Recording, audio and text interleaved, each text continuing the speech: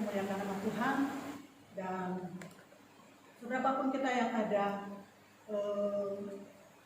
baiklah kita akan memulaikan ibadah kita pada pagi hari ini, dan kita akan siapkan hati kita untuk masuk dalam penyembahan kepada Tuhan, karena kita percaya Dia ada bersama-sama dengan kita pada saat pagi hari ini, di mana Yesus telah mengorbankan dirinya di bukit Golgota untuk menebus setiap dosa dan kesalahan kita manusia. Kita angkat pujian, Yesus disanjung, Yesus disanjung. Haleluya. Yesus disanjung, Yesus disanjung, Yesus disanjung.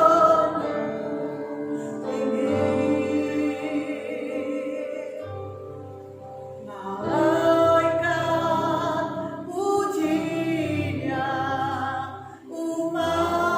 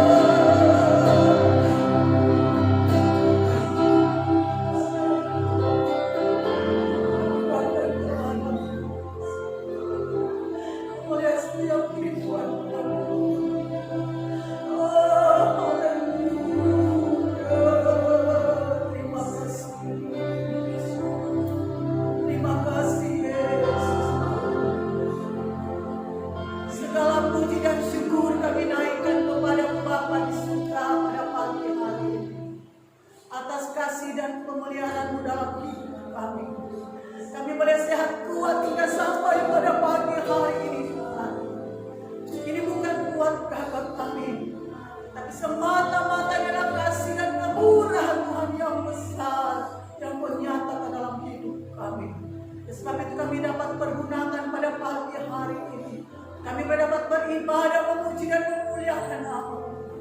Kami mau menyembah Engkau Tuhan pada saat ini Bapa. Kami percaya Engkau ada di tengah-tengah kami. Terima kasih Tuhan. Terima kasih Yesus. Kami serahkan ibadah kami pada pagi hari ini. Hanya di dalam nama Bapa, Anak, Laki-laki dan Roh Kudus, yaitu di dalam nama Tuhan Yesus Kristus. Haleluya, haleluya, amin. Puji Tuhan, haleluya, amin. Puji Tuhan. Pada pagi hari ini kita patut bersyukur, berterima kasih kepada Tuhan, karena kita boleh mengalami kebaikan Tuhan hingga sampai saat ini.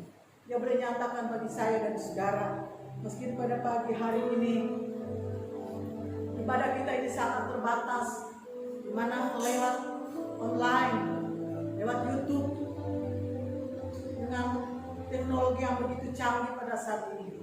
Akhirnya kita juga dapat bisa mempergunakan pada hari-hari ini, karena dunia sedang digemparkan dengan virus yang ada.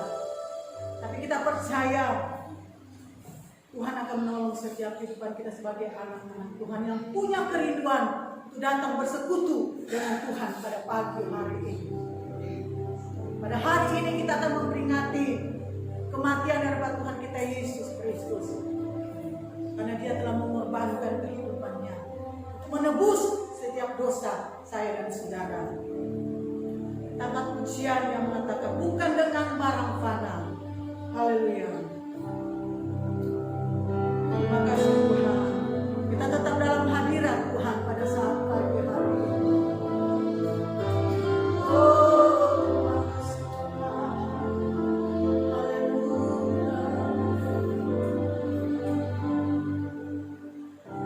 Bukan dengan barang fana Kau membayar dosa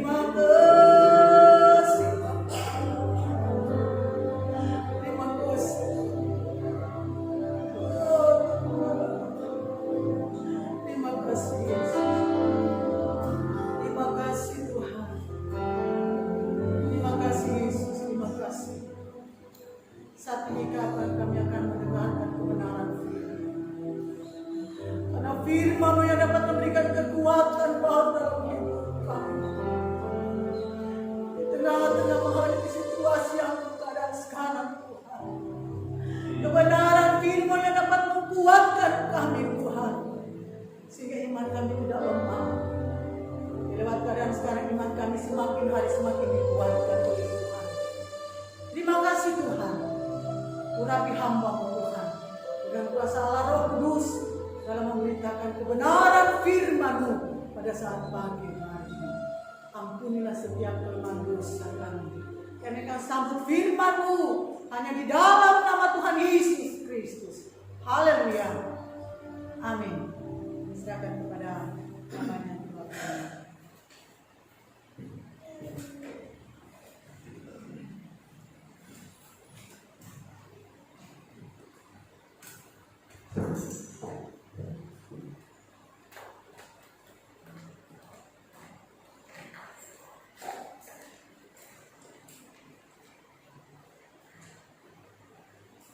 Puji Tuhan, saudara jemaat, seberapa yang turut hadir di tempat ini, bahkan pemirsa yang sempat menonton tayangan ini, baik di rumah, bahkan dimanapun saudara berada.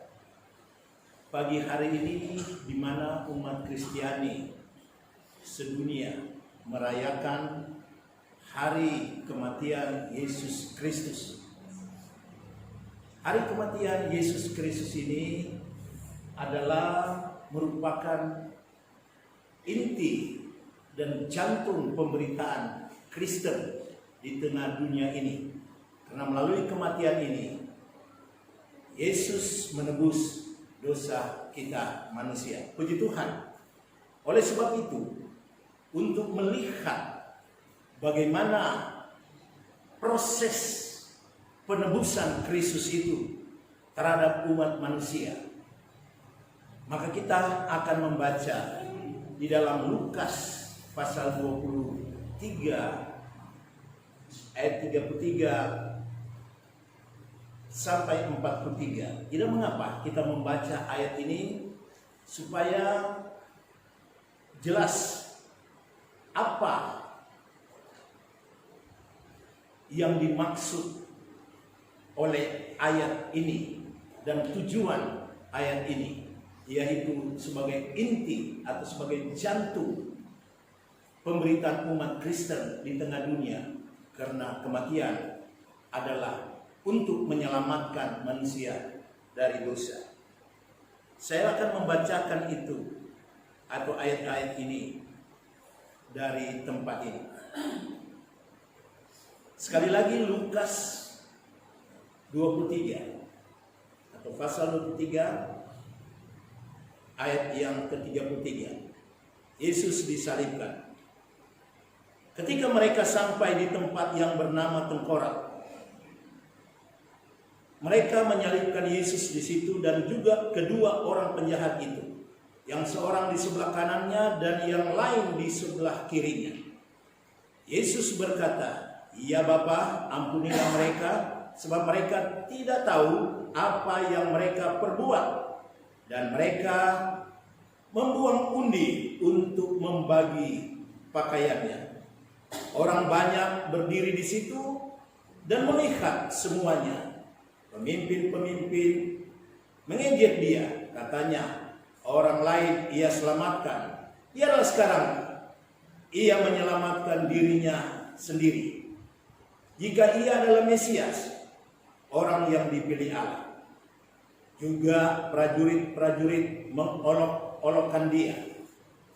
Mereka menunjukkan anggur asam kepadanya dan berkata, "Jika engkau adalah raja orang Yahudi, selamatkanlah dirimu." Ada juga tulisan di atas kepalanya, "Inilah raja orang Yahudi." Seorang dari penjahat yang digantung itu menghujat dia, katanya, "Bukankah engkau adalah Kristus? Selamatkanlah dirimu dan kami." Tetapi yang seorang menegur dia, katanya, "Tidakkah engkau takut juga tidak kepada Allah, sedang engkau menerima hukuman yang sama? Kita memang selayaknya dihukum, sebab kita menerima balasan yang setimpal dengan perbuatan kita. Tetapi orang ini tidak berbuat sesuatu yang salah." Lalu berkata Yesus, ingatkan aku bila engkau datang sebagai raja. Kata Yesus kepadanya, aku berkata kepadamu, sesungguhnya hari ini juga engkau akan ada bersama-sama dengan aku di dalam Firdaus. Dan selanjutnya ayat 44 sampai ayat yang ke-49, Yesus mati. Ketika itu hari sudah kira-kira jam 12, lalu kegelapan meliputi seluruh daerah itu sampai jam 3.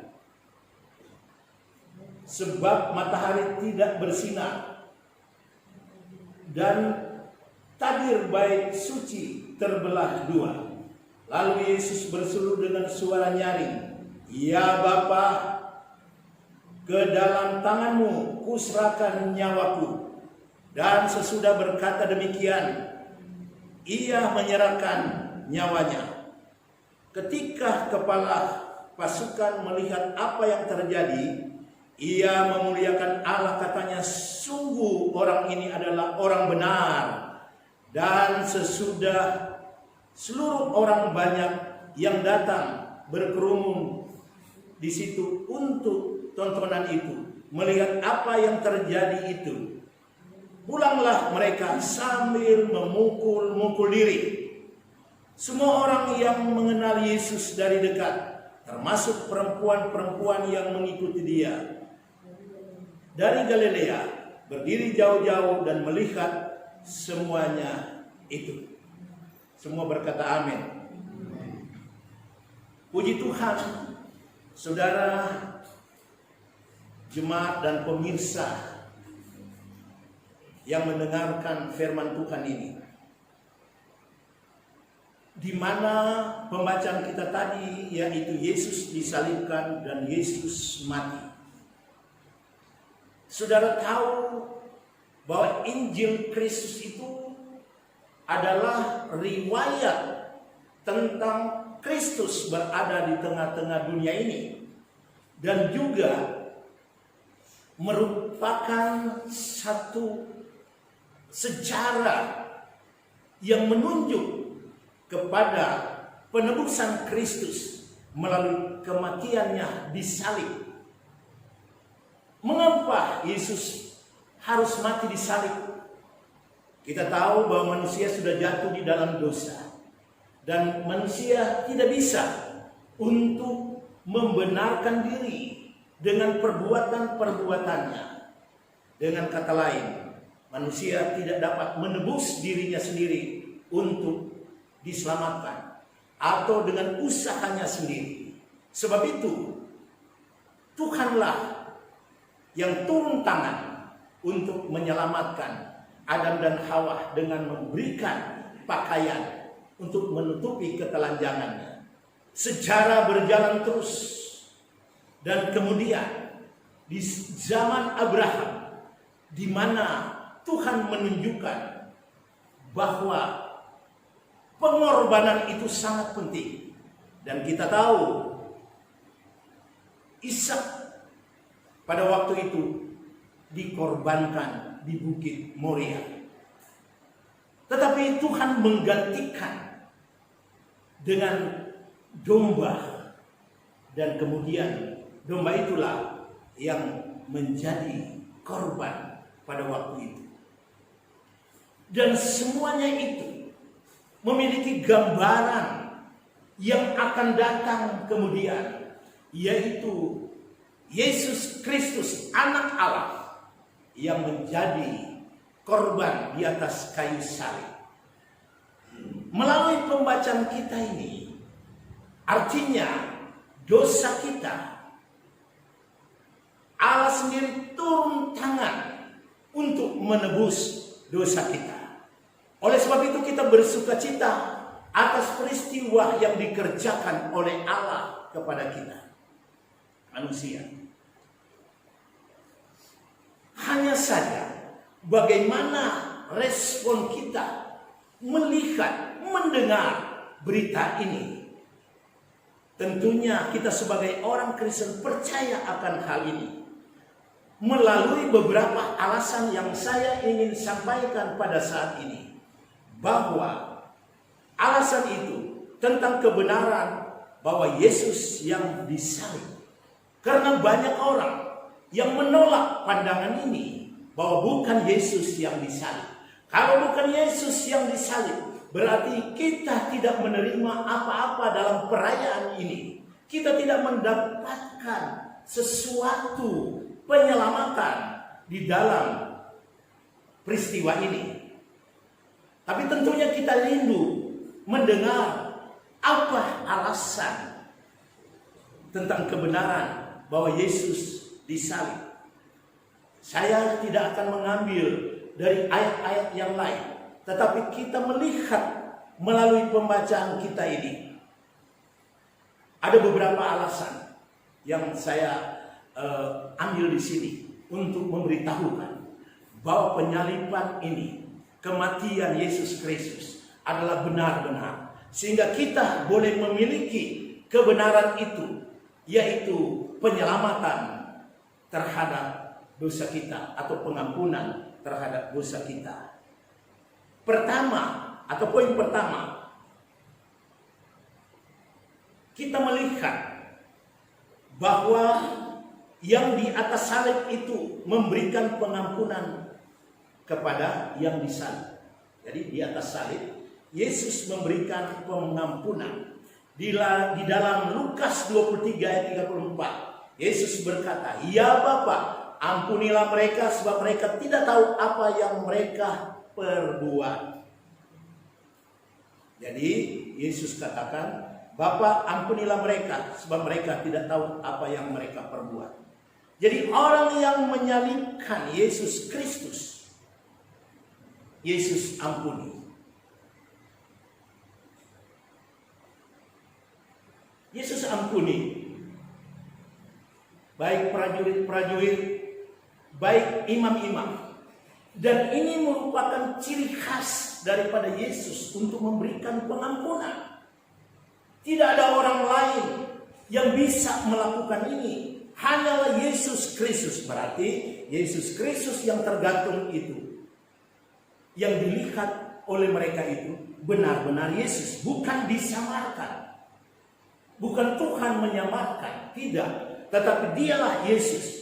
Dan ciri khas itu muncul dikala dia mengampuni.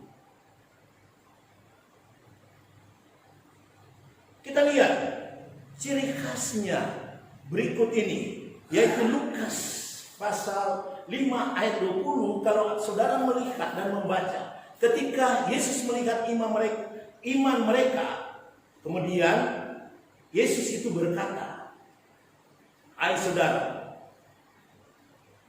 dosamu sudah diampuni." Sekali lagi, waktu Yesus berada di dalam rumah untuk mengajar, tiba-tiba ada orang membobol loteng rumah dan kemudian menurunkan orang lumpuh di situ, dan Yesus menyembuhkan. Dan Yesus berkata, "Hai saudara, dosamu sudah diampuni."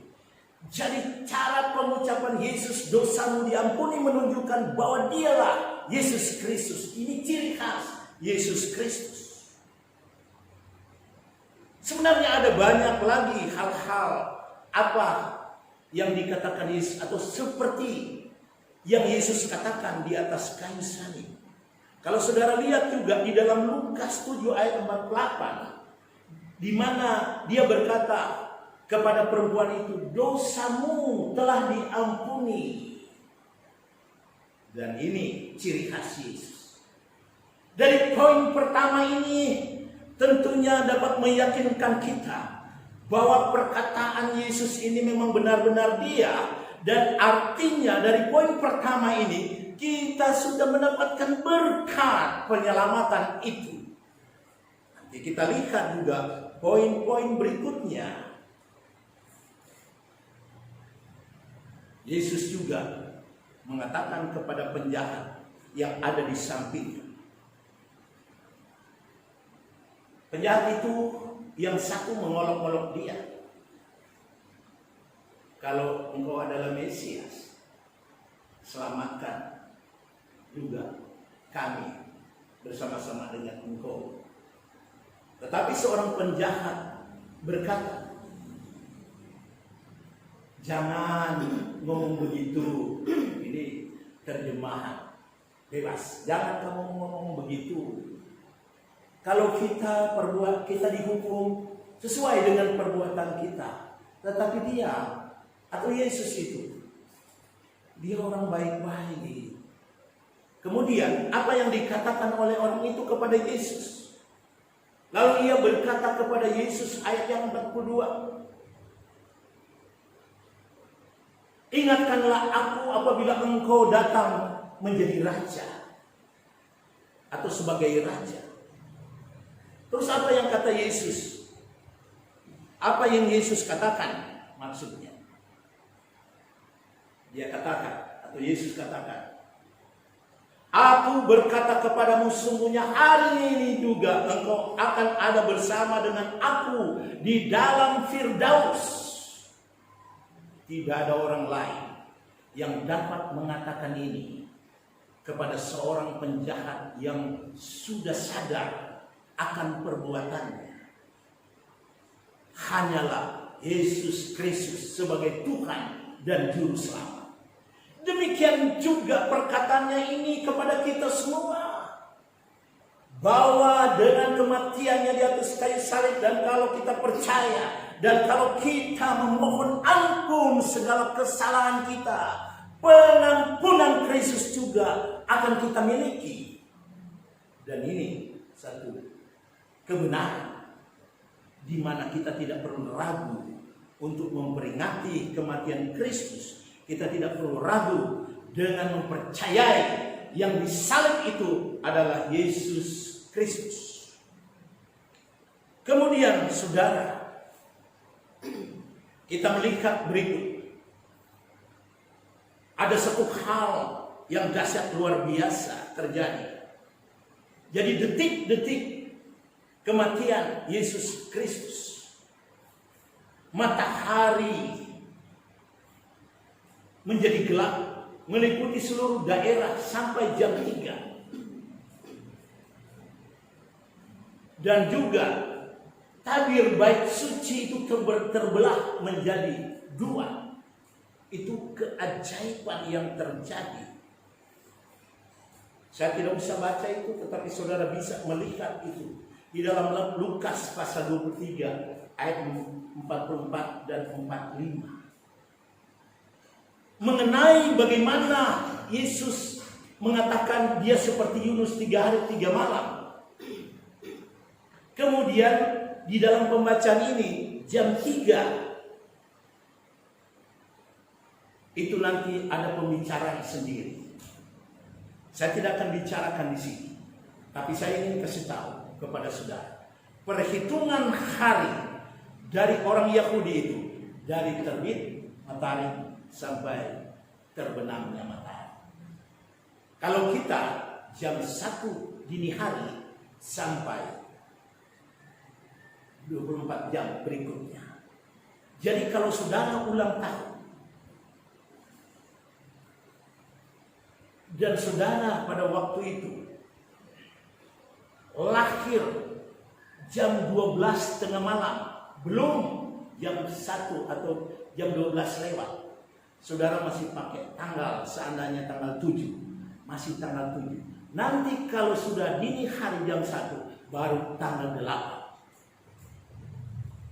Jadi satu hari, hitungan satu hari itu dari jam 12 mundur sampai jam 12 yang awal itu, atau malam itu juga, ya, kemarin malam. Begitu perhitungannya. Jam 3 berarti itu hitung sehari, satu malam. Tapi itu nanti ada pembicaraan sendiri, supaya tidak menyita waktu. Tapi inilah kebenaran itu, sehingga Yesus dikatakan 3 hari 3 malam di dalam kubur. Kemudian berikutnya Yesus menyerahkan nyawanya dengan suara nyaring. Ketika kepala pasukan melihat apa yang terjadi di saat itu, di mana Yesus disalib, Dikatakan di dalam ayat yang ke-47 ini, kepala pasukan itu memuliakan Allah, katanya sungguh orang ini adalah orang benar. Jadi kepala pasukan yang ada di dekat situ, yang tidak jauh dari salib, yang melihat dia, sungguh ini orang benar. Kalau bukan Yesus, tidak ada hal-hal keajaiban yang terjadi di atas kayu salib. Jadi Yesuslah yang disalib sehingga terjadi hal-hal yang ajaib. Sungguh orang yang digantung ini atau Yesus itu sungguh benar. Orang yang disalib. Kalau tinggal kita 400, 500, 600, 1 abad, terus kita katakan, Yesus bukan Yesus yang disalib, tentu diragukan. Tetapi ini kepala pasukan, komandan mereka yang menyalibkan dia, dan Tuhan Yesus sudah katakan ampunilah mereka, termasuk dengan kepala pasukan yang menyalibkan dia. Kepala pasukan itu yang dekat situ mengatakan, katanya sungguh orang ini adalah orang benar. Siapa yang orang benar? Yesus Kristus. Karena Yesus sendiri berkata, akulah jalan kebenaran dan hidup. Tidak ada seorang pun sampai kepada Bapa atau di sorga kalau tidak melalui aku. Sungguh kebenaran ini membawa berkat kepada kita. Jadi tidak sia-sia kita merayakan kematiannya di atas kayu salib. Ada juga penyesalan dari orang-orang banyak di situ. Kalau bukan Yesus, tidak terjadi sesuatu hal yang ajaib di situ sehingga membuat orang menyesal. Lukas 23 ayat 48 dikatakan begini, saya bacakan. Dan sesudah seluruh orang banyak yang datang berkerumun di situ untuk tontonan itu, melihat apa yang terjadi itu, pulanglah mereka sambil memukul diri atau memukul-mukul diri mereka. Mungkin begini, setelah mereka melihat keajaiban-keajaiban yang terjadi atas penyaliban Yesus Kristus, dan kemudian melalui keajaiban-keajaiban itu, termasuk matahari menjadi gelap dari jam 12 sampai jam 3, dan proses penyaliban itu, dan dikala Yesus di atas kayu salib sampai dia menyerahkan nyawa. Sebagaimana kepala pasukan ini mengatakan bahwa ini adalah orang benar, bahwa Yesus adalah orang benar, bahwa yang digantung di kayu salib adalah orang benar. Mereka juga memukul-mukul. Kami sudah salah. Ternyata dia orang benar, dia orang benar. Orang banyak loh. Alkitab menyaksikan itu. Secara dalam Injil memunculkan hal itu, mengatakan hal itu, bahwa dia orang benar. Kemudian ada orang-orang dekat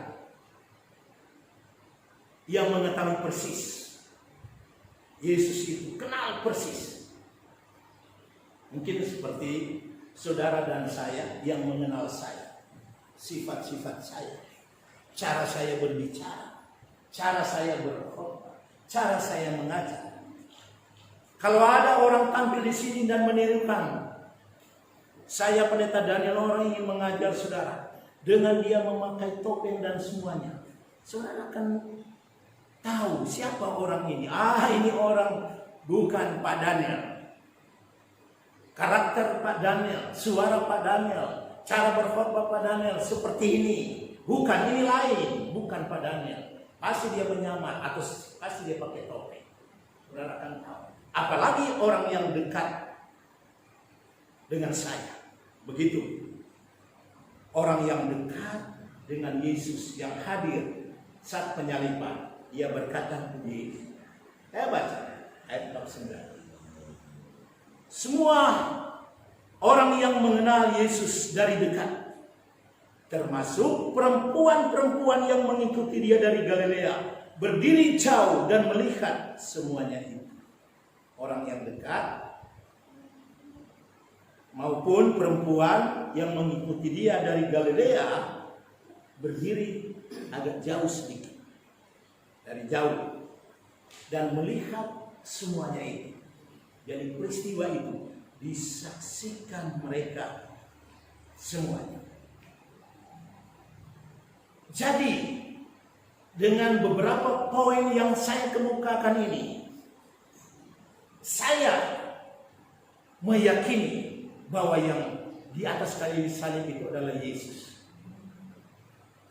Dan tentunya saudara juga dengan hal ini di mana saya sampaikan, saudara membaca, saya yakin juga saudara akan mengatakan Yesuslah yang disalib, bukan disamakan, tetapi Yesus. Karena tujuan Yesus itu sangat mulia bagi kita, yaitu untuk menebus dosa kita, untuk menebus salah kita itu dengan Dia mati di atas kayu salib.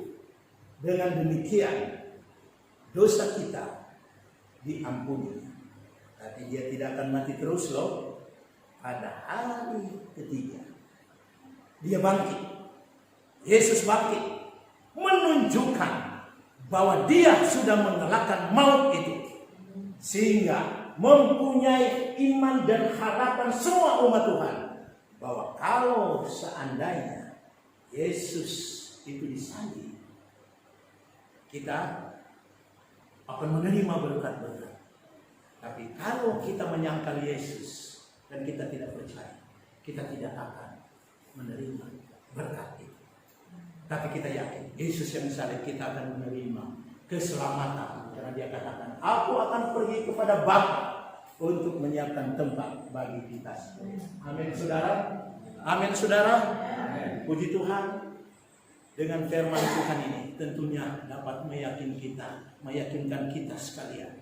Oleh sebab itu, melalui acara ini kita akan masuk di dalam perjamuan Tuhan. Kita nyanyikan satu pujian.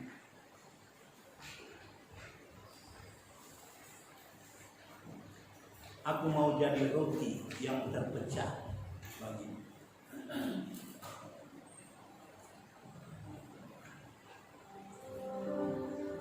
Haleluya.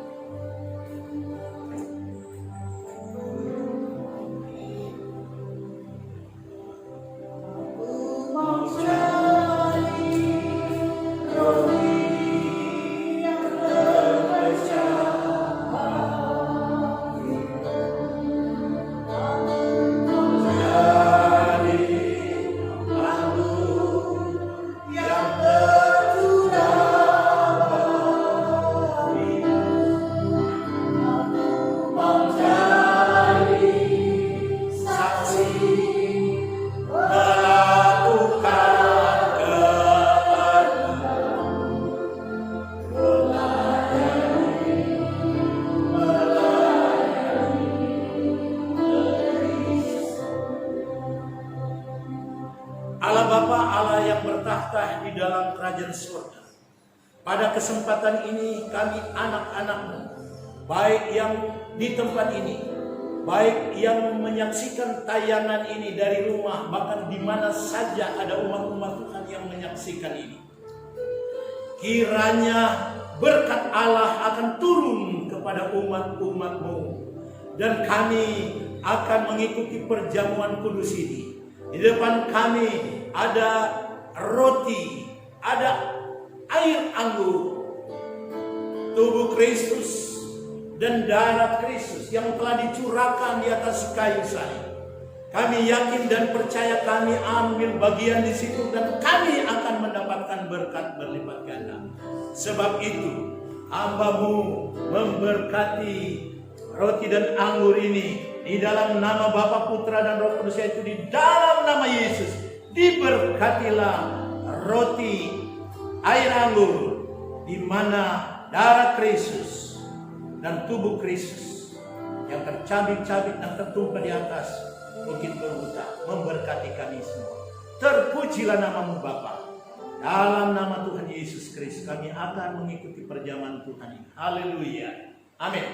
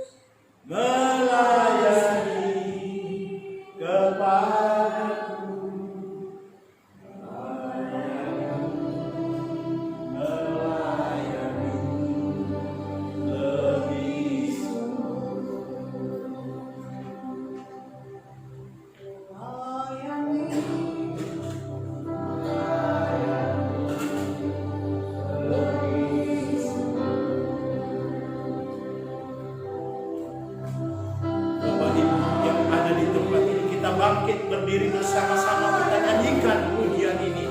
Melayani lebih sungguh, haleluya. Dengan kita mengangkat roti kita ke atas, lebih dulu melayani kepadamu.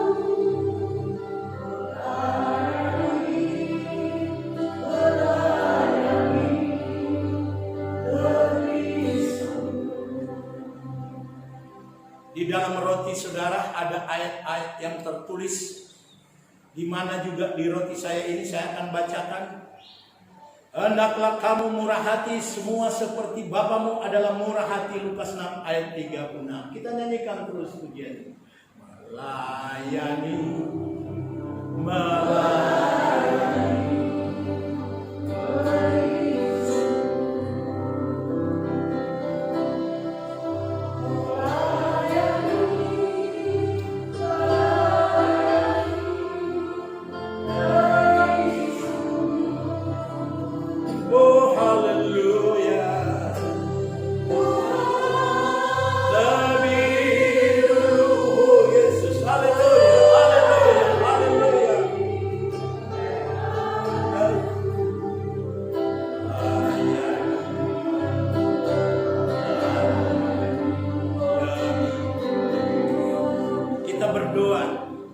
Allah Bapa, Allah yang bertakhta di dalam kerajaan surga, di dalam nama Tuhan Yesus Kristus.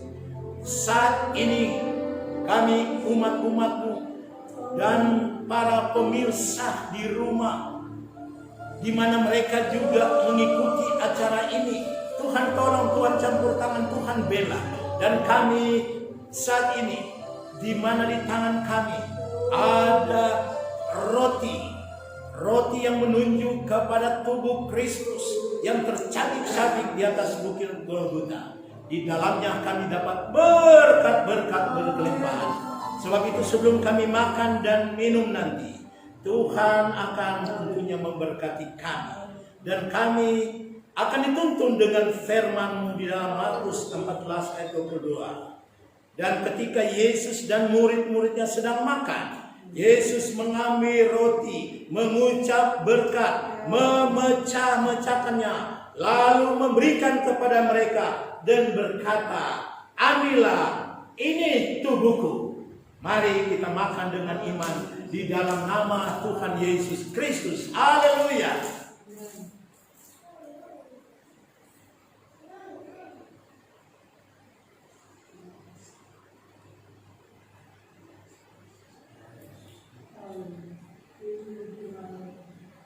Terima kasih Bapa buat berkat Tuhan ini, di mana tubuhnya tercabik-cabik di bukit Golgota, yang di dalamnya ada berkat-berkat berkelimpahan, termasuk penyembuhan,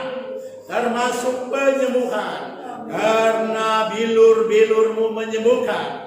Biarlah kiranya dengan kami melaksanakan ini, dengan memakan tubuh-Mu yang terpecah-pecah di bukit kayu salib, yaitu bukit Golgota, di mana kami telah mengikutinya melalui perjamuan ini. Kiranya kami diberkati dengan berkat tersebut.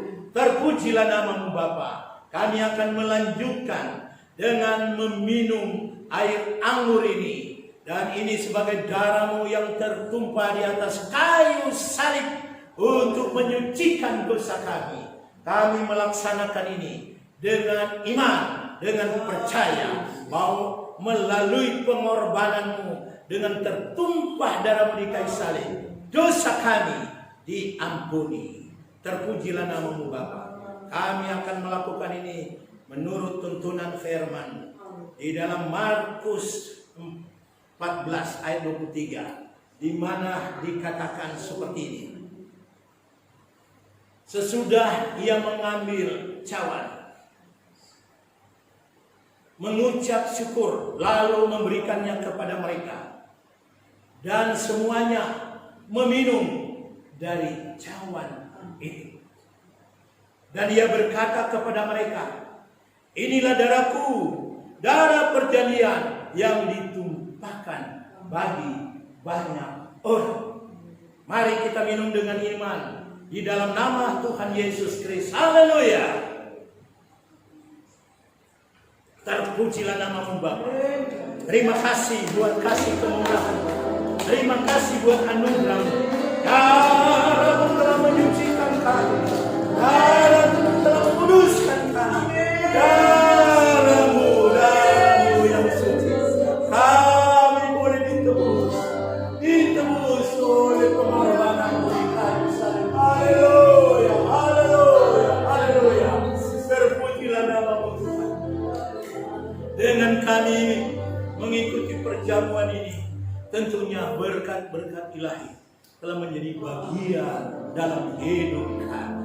Kami percaya semuanya itu di dalam nama Yesus ada pengorbanan yang ajaib menembus dosa kami. Terpujilah nama-Mu Bapa.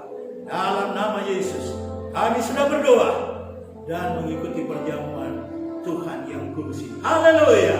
Semua berkata amin. Amin. Silakan duduk.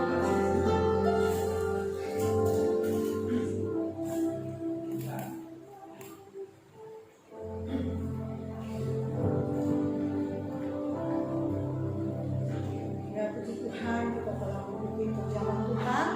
Saat kita angkat pujian, telah kulihat bukti kasih-Mu, kita akan melakukan sembahyang. Haleluya.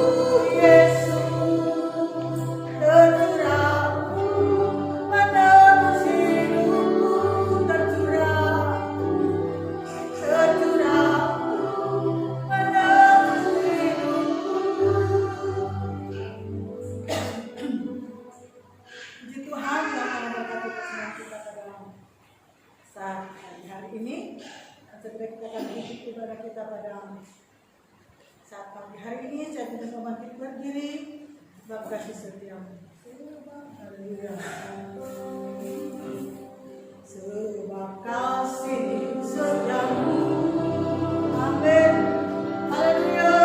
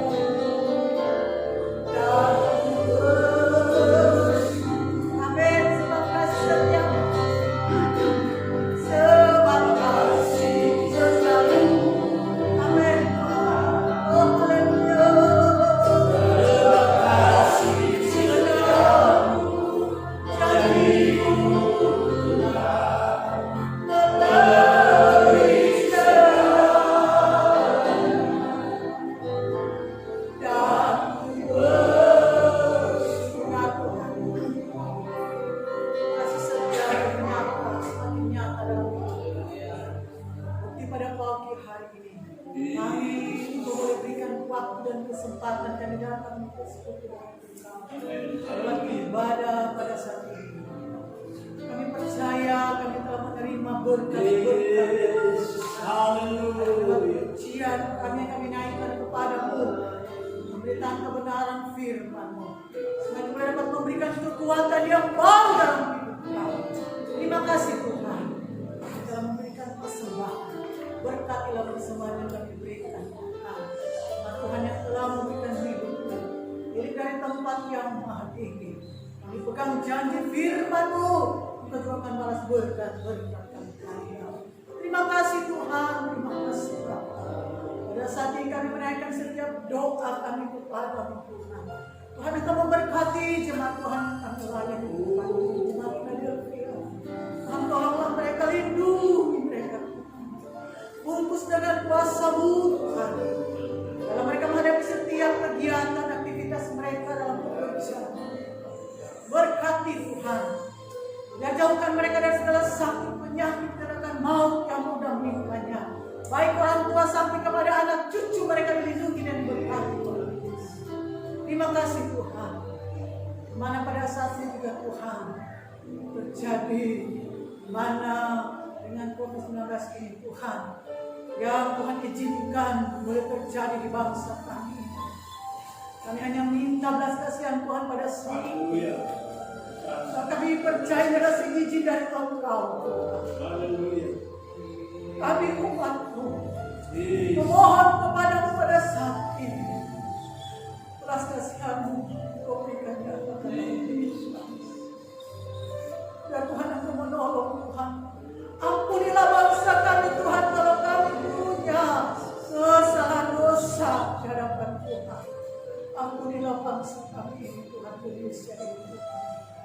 Sehingga kami boleh terlepas Tuhan dari virus COVID-19 ini Tuhan, yang bisa dapat menakutkan kita, yang dapat memberikan tidak ada kebebasan kami umat-umat Tuhan bersekutu bersama-sama untuk beribadah kepada Tuhan. Mana begitu banyak gereja yang ditutup saat ini. Tetapi Tuhan, kami percaya ada waktunya Tuhan, Engkau akan membebaskan kami Tuhan. Oleh sebab itu kami serahkan semuanya ke dalam tangan Tuhan. Kami yakin dan kami percaya. Kami datang berseru kepada Tuhan untuk menilik dan mendengar setiap seruan doa kami umat-umat-Mu, hamba-hamba-Mu Tuhan. Dan kami yakin Engkau akan menjawab setiap permohonan dari umat-umat Tuhan yang ada dan hamba-hamba-Mu. Kami berdoa juga Tuhan tolong para dokter, medis, perawat yang menangani semuanya pasien-pasien yang ada. Mari Tuhan Engkau lindungi mereka. Berikan kekuatan dan kesehatan, perlindungan Tuhan bagi mereka Tuhan. Dan tutup fokus mereka dengan kuasa-Mu. Supaya mereka terhindar Tuhan dari virus yang ada di mereka. Dimana juga khususnya Tuhan kami berdoa juga Tuhan. Baik juga dokter Frans saat ini dan juga dokter Ika sebagai dokter Tuhan yang bertugas di Kabupaten Murung Raya ini Tuhan.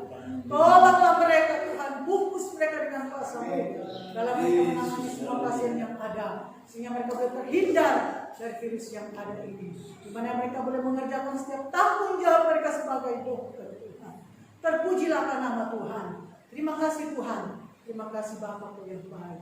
Lindungilah seluruh keluarga besar kami Tuhan, dimanapun mereka berada saat ini, di kampung halaman mereka masing-masing Tuhan. Lindungilah baik orang tua kami, adik kakak kami masing-masing Tuhan. Lindungilah mereka Tuhan, agar semua mereka juga boleh terlindung dalam kuasa dan pemeliharaan Tuhan. Terima kasih Tuhan. Terima kasih Yesus. Kami percaya Tuhan, apa yang kami telah lakukan pada saat ini, kami yakin telah berkenan kepadamu. Terpujilah nama Tuhan. Kami percaya juga Tuhan, Engkau akan mendengar setiap doa dan permohonan kami naikkan kepada Tuhan pada saat pagi hari. Kita akan menerima berkat Tuhan dan kita angkat tangan kita. Haleluya.